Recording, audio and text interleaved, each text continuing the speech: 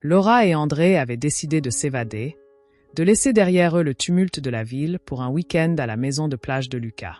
La brise marine caressait leur visage, promettant relaxation et évasion. Mais voilà, le destin en a décidé autrement. André a dû partir en urgence, laissant Laura seule avec Lucas. Imaginez la tension dans l'air, le doux murmure des vagues, et cette solitude qui s'installe, créant une atmosphère électrique. Chaque instant passé avec Lucas semblait chargé de promesses inexplorées. Les rires, les regards échangés, jusqu'à ce que la nuit tombe, enveloppant tout d'un voile mystérieux.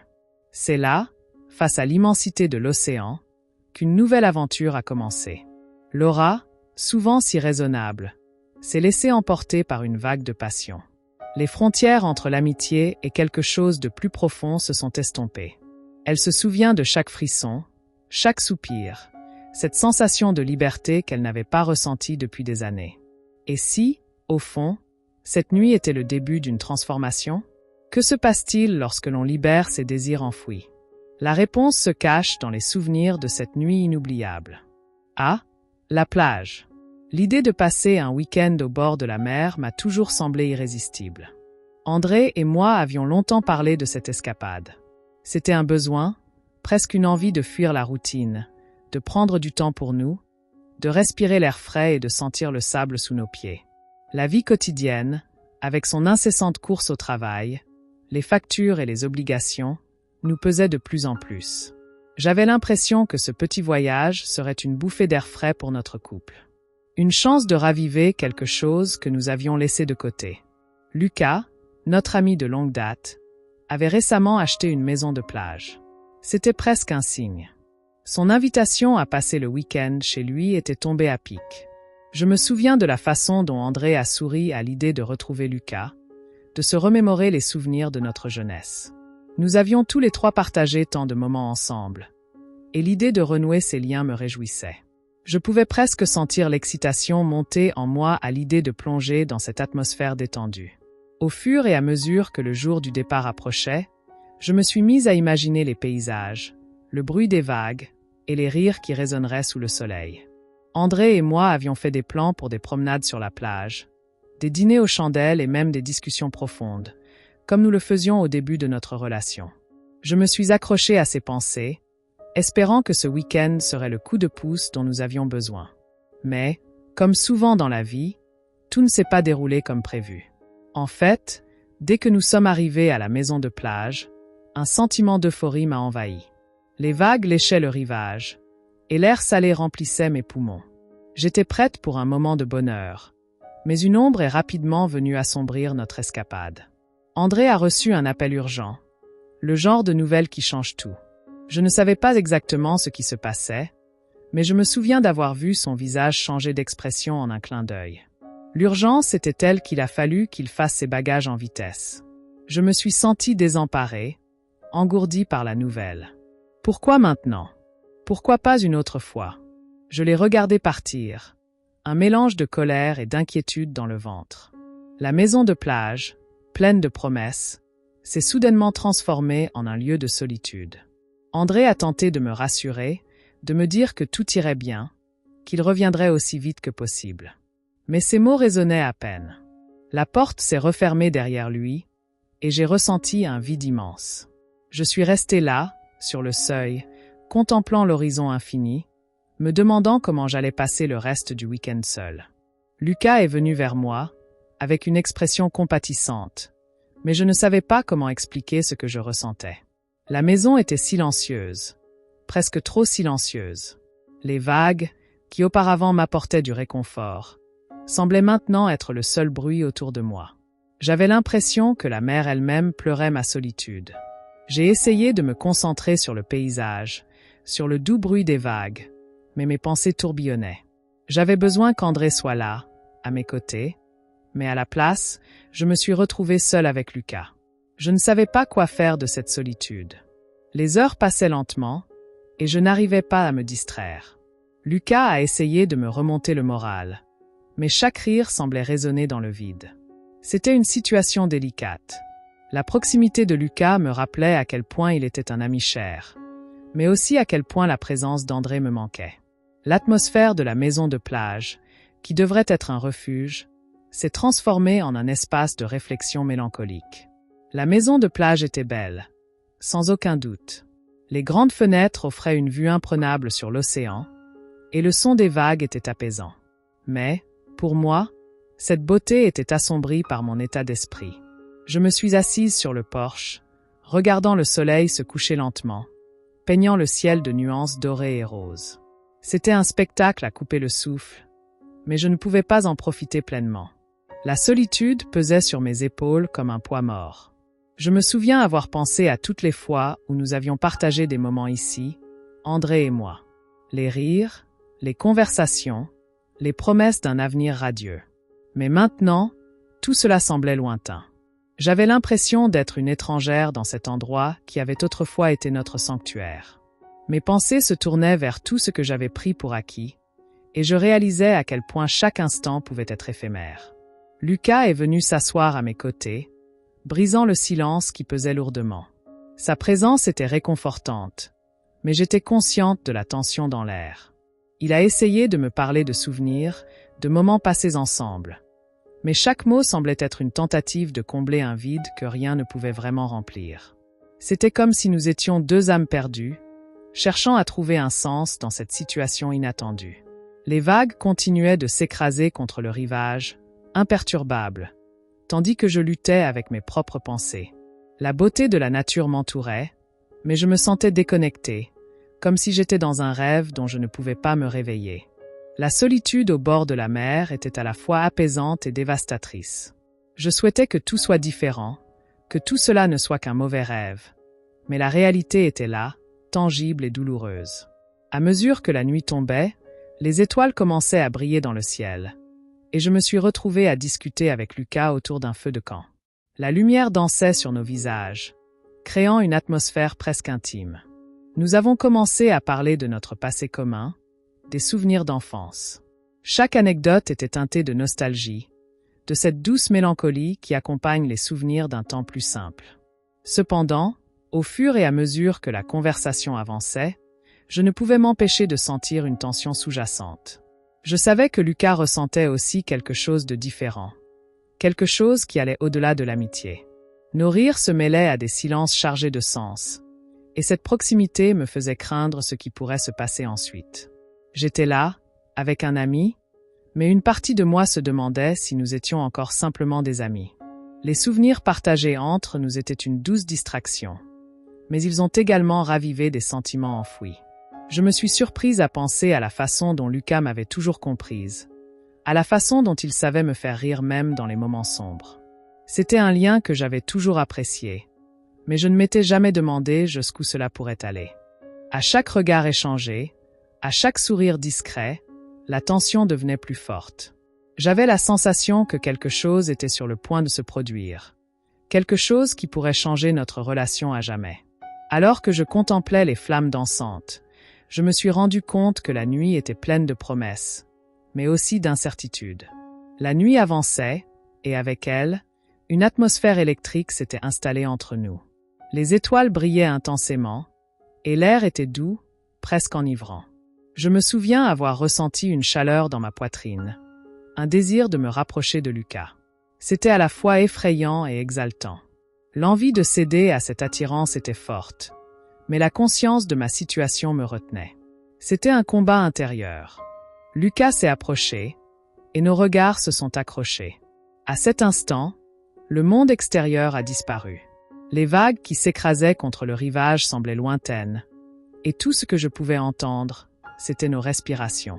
J'ai ressenti une vague de passion monter en moi, un désir que je n'avais pas ressenti depuis longtemps. C'était comme si les murs que j'avais érigés autour de moi commençaient à se fissurer. Nous avons échangé un baiser hésitant au début, mais il s'est rapidement intensifié. C'était un moment à la fois doux et sauvage, une expression de tout ce que nous avions réprimé. Mes mains se perdaient dans ses cheveux, et je me suis abandonnée à cette vague de sensations. Ladron. Après cette nuit avec Lucas, ma tête était en ébullition. Je ne pouvais pas m'empêcher de revivre chaque moment, chaque regard échangé, chaque frisson de cette connexion inattendue. C'était comme si une porte que je pensais fermée à double tour s'était ouverte d'un coup, me laissant face à des émotions que je n'avais pas ressenties depuis longtemps. Je me suis demandé ce que cela signifiait pour ma vie, pour mon mariage avec André. Était-ce un simple écart, une parenthèse éphémère, ou quelque chose de plus profond, un appel à une vie que j'avais négligée? J'ai pris le temps de réfléchir à mes choix, à mes désirs refoulés. La sensation de liberté que j'avais éprouvée m'effrayait autant qu'elle m'attirait. Je réalisais que j'avais passé des années à me conformer aux attentes des autres, à jouer le rôle de la femme parfaite, de la mère dévouée. Mais qui étais-je vraiment en dehors de ces étiquettes? Cette expérience avec Lucas m'avait permis d'entrevoir une partie de moi que j'avais laissée de côté. Une femme passionnée, désireuse de vivre, d'aimer et d'être aimée. La découverte de cette liberté m'a également confrontée à la réalité de mes relations. J'ai commencé à comprendre que mes sentiments pour Lucas n'étaient pas simplement le fruit d'une impulsion. Il y avait une complicité, une histoire partagée qui me liait à lui. Mais en même temps, je ne pouvais pas ignorer l'amour que j'avais pour André, même si notre relation était devenue routinière. Cette dualité me laissait dans un état de confusion, tiraillé entre deux mondes, deux versions de moi-même. En réfléchissant à mes émotions, j'ai réalisé que cette nuit n'avait pas seulement été une évasion, mais un éveil. J'avais eu un aperçu de ce que cela faisait de se sentir vivante, désirable. Mais ce plaisir venait à un prix. Je me suis demandé si je pourrais réellement vivre avec cette culpabilité, avec la trahison que cela représentait, et comment cela affecterait mes relations avec André et Lucas. La nécessité de faire face à mes choix devenait de plus en plus pressante. Ainsi, je me suis retrouvée à jongler avec des réflexions sur ma vie, sur ce que je voulais vraiment. Les conséquences de cette expérience allaient bien au-delà d'un simple moment de passion. Elles allaient redéfinir ma compréhension de moi-même et de mes relations. Chaque pensée, chaque doute, était comme une vague qui déferlait sur moi, me poussant à réfléchir à la femme que j'étais et à celle que je souhaitais devenir. À mesure que je digérais cette expérience, ma vision de mon mariage avec André a commencé à se transformer. Je me suis rendu compte que notre relation avait été ancrée dans une routine confortable, mais aussi dans une certaine monotonie. Nos conversations devenaient superficielles, et nous semblions plus des partenaires de vie que des amants. La nuit avec Lucas a agi comme un révélateur. J'ai commencé à me demander si j'étais vraiment heureuse, si j'étais satisfaite de ce que ma vie était devenue. Ce changement de perspective a été à la fois libérateur et déstabilisant. D'un côté, je ressentais une bouffée d'air frais, une envie de redécouvrir la passion que j'avais oubliée. Mais d'un autre côté, il y avait une peur sous-jacente. Je savais que parler à André de mes sentiments serait un défi. J'avais peur de le blesser, peur de voir notre relation se fissurer davantage. Ce dilemme m'a plongé dans une profonde introspection sur ce que je voulais vraiment pour mon avenir. Je me suis mise à envisager les implications de ma trahison. André méritait la vérité, mais en même temps, je craignais que la révélation de ma nuit avec Lucas ne détruise tout ce que nous avions construit ensemble. L'amour que j'avais pour lui était réel, mais cette petite voix en moi continuait de me murmurer que je ne pouvais plus ignorer le désir de nouveauté, d'excitation. Cette dualité me laissait dans un état de tension, balançant entre le confort de ma vie actuelle et l'incertitude d'un changement radical. À ce moment, j'ai compris que ma perception de l'engagement et de l'amour avait besoin d'une réévaluation. Avais-je accepté un confort qui me privait de ma véritable essence? La passion que j'avais ressentie avec Lucas m'avait ouvert les yeux sur ce que je pouvais encore vivre. J'ai commencé à me demander si j'étais prête à sacrifier cette nouvelle compréhension de moi-même pour préserver une façade d'harmonie. Finalement, ce changement de perspective a aussi mis en lumière des questions essentielles sur mes priorités et mes besoins. Je n'arrivais plus à voir mon mariage comme une fin en soi, mais plutôt comme une étape dans mon parcours. Cette prise de conscience était à la fois stimulante et déroutante. Il me fallait du courage pour affronter cette réalité et en parler à André. Mais je savais que continuer à ignorer mes véritables désirs ne ferait que m'entraîner vers une insatisfaction croissante, une vie désenchantée. Après cette nuit avec Lucas, un conflit interne s'est intensifié en moi. D'un côté, il y avait le devoir, la loyauté envers André et l'engagement que j'avais pris. De l'autre, il y avait un désir ardent de liberté, de passion, de vivre sans entrave. Chaque fois que je fermais les yeux, je revivais cette connexion intense avec Lucas, et cela me remplissait d'un mélange d'excitation et de culpabilité. Je ne savais plus où me situer, tiraillé entre mes responsabilités et mes désirs. La nuit avançait, et avec elle, une atmosphère électrique s'était installée entre nous. Les étoiles brillaient intensément, et l'air était doux, presque enivrant. Je me souviens avoir ressenti une chaleur dans ma poitrine, un désir de me rapprocher de Lucas. C'était à la fois effrayant et exaltant. L'envie de céder à cette attirance était forte, mais la conscience de ma situation me retenait. C'était un combat intérieur. Lucas s'est approché, et nos regards se sont accrochés. À cet instant, le monde extérieur a disparu. Les vagues qui s'écrasaient contre le rivage semblaient lointaines, et tout ce que je pouvais entendre, c'était nos respirations. J'ai ressenti une vague de passion monter en moi, un désir que je n'avais pas ressenti depuis longtemps. C'était comme si les murs que j'avais érigés autour de moi commençaient à se fissurer. Nous avons échangé un baiser hésitant au début, mais il s'est rapidement intensifié. C'était un moment à la fois doux et sauvage, une expression de tout ce que nous avions réprimé. Mes mains se perdaient dans ses cheveux, et je me suis abandonnée à cette vague de sensations. Ladron. Après cette nuit avec Lucas, ma tête était en ébullition. Je ne pouvais pas m'empêcher de revivre chaque moment, chaque regard échangé, chaque frisson de cette connexion inattendue. C'était comme si une porte que je pensais fermée à double tour s'était ouverte d'un coup, me laissant face à des émotions que je n'avais pas ressenties depuis longtemps. Je me suis demandé ce que cela signifiait pour ma vie, pour mon mariage avec André. Était-ce un simple écart, une parenthèse éphémère, ou quelque chose de plus profond, un appel à une vie que j'avais négligée? J'ai pris le temps de réfléchir à mes choix, à mes désirs refoulés. La sensation de liberté que j'avais éprouvée m'effrayait autant qu'elle m'attirait. Je réalisais que j'avais passé des années à me conformer aux attentes des autres, à jouer le rôle de la femme parfaite, de la mère dévouée. Mais qui étais-je vraiment en dehors de ces étiquettes? Cette expérience avec Lucas m'avait permis d'entrevoir une partie de moi que j'avais laissée de côté. Une femme passionnée, désireuse de vivre, d'aimer et d'être aimée. La découverte de cette liberté m'a également confrontée à la réalité de mes relations. J'ai commencé à comprendre que mes sentiments pour Lucas n'étaient pas simplement le fruit d'une impulsion. Il y avait une complicité, une histoire partagée qui me liait à lui. Mais en même temps, je ne pouvais pas ignorer l'amour que j'avais pour André, même si notre relation était devenue routinière. Cette dualité me laissait dans un état de confusion, tiraillé entre deux mondes, deux versions de moi-même. En réfléchissant à mes émotions, j'ai réalisé que cette nuit n'avait pas seulement été une évasion, mais un éveil. J'avais eu un aperçu de ce que cela faisait de se sentir vivante, désirable. Mais ce plaisir venait à un prix. Je me suis demandé si je pourrais réellement vivre avec cette culpabilité, avec la trahison que cela représentait, et comment cela affecterait mes relations avec André et Lucas. La nécessité de faire face à mes choix devenait de plus en plus pressante. Ainsi, je me suis retrouvée à jongler avec des réflexions sur ma vie, sur ce que je voulais vraiment. Les conséquences de cette expérience allaient bien au-delà d'un simple moment de passion. Elles allaient redéfinir ma compréhension de moi-même et de mes relations. Chaque pensée, chaque doute, était comme une vague qui déferlait sur moi, me poussant à réfléchir à la femme que j'étais et à celle que je souhaitais devenir.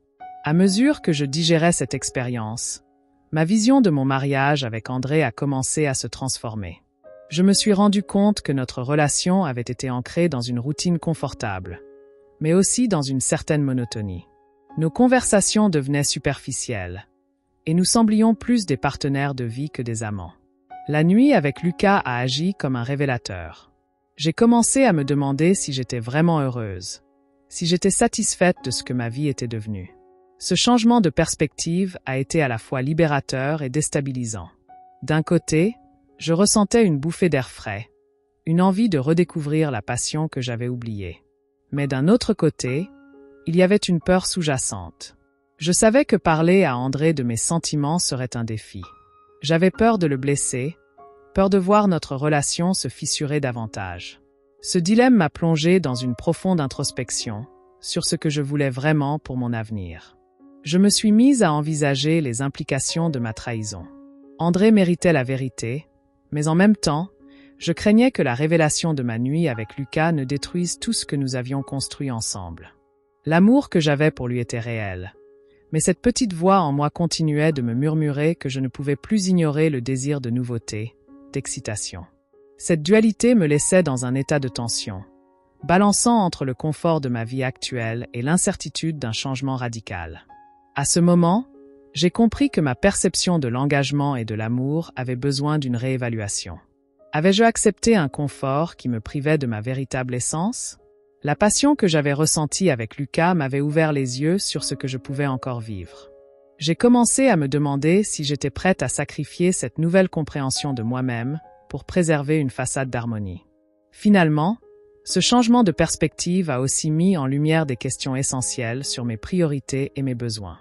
Je n'arrivais plus à voir mon mariage comme une fin en soi, mais plutôt comme une étape dans mon parcours.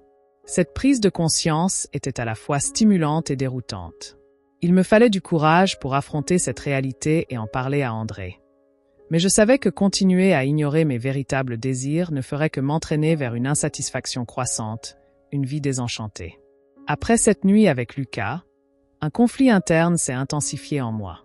D'un côté, il y avait le devoir, la loyauté envers André et l'engagement que j'avais pris. De l'autre, il y avait un désir ardent de liberté, de passion, de vivre sans entrave. Chaque fois que je fermais les yeux, je revivais cette connexion intense avec Lucas, et cela me remplissait d'un mélange d'excitation et de culpabilité. Je ne savais plus où me situer, tiraillé entre mes responsabilités et mes désirs. Les dilemmes moraux étaient omniprésents. Avais-je trahi André de manière irréparable? Mon amour pour lui était-il suffisant pour compenser ce que j'avais fait? Je savais que j'avais franchi une ligne, mais je ne pouvais pas ignorer ce que j'avais ressenti. Cela m'a poussé à réfléchir à la nature même de l'amour.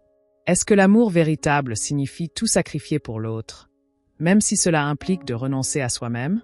Ou est-ce que cela implique aussi d'être honnête sur ses besoins et ses désirs? Cette lutte entre le devoir et le désir m'a amené à m'interroger sur mes valeurs fondamentales. Qu'est-ce que je voulais vraiment? J'avais passé tant de temps à penser à ce que les autres attendaient de moi que je m'étais perdu. La nuit avec Lucas avait ravivé des sentiments que je croyais éteints. Mais cela avait aussi créé une fissure dans ma perception de ce que devait être mon mariage. Je ne pouvais pas simplement revenir à la normale, comme si rien ne s'était passé.